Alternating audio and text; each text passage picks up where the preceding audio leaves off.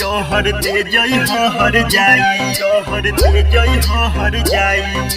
DJ bullet बेजोड़ दूसरा के नामे हाथे मेहंदी ले लू रचाई, ससुरा जाए से पहले जौहर दे जई हर जाई, दे जई हर जाई, जौहर दे जई हर जाई।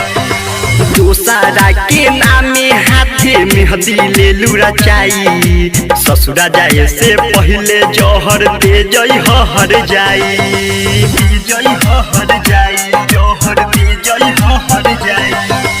तोहरा बिना तोहर दीवाना कैसे अब जी पाई, ससुरा जाए से पहले जौहर दे जई हर जाई, जौहर दे जई हर जाई, जौहर दे जई हर जाई। ससुरा जाए से पहले जौहर दे जई हर जाई, ससुरा जाए से पहले जौहर दे जई हर जाई, जौहर दे जई हर जाई।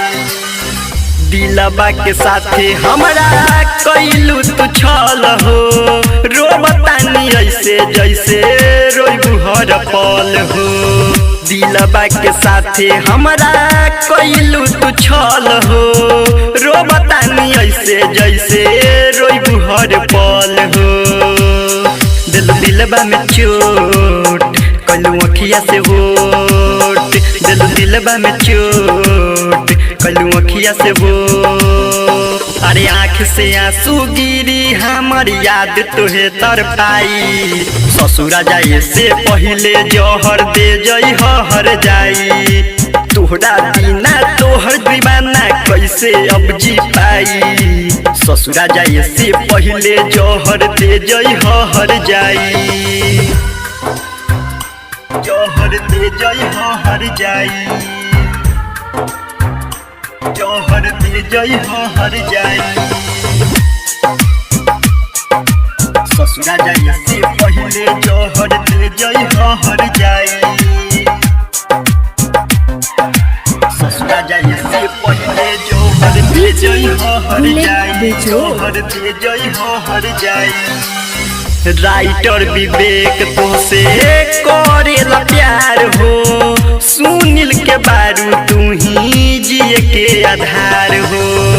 राइटर विवेक तुमसे करेला प्यार हो, सुनील के बारू तू ही जिए के आधार हो। गलू हमारा के छोड़ दिलू दिलबा के तोड़, गलू हमारा के छोड़ दिलू दिलबा के तोड़।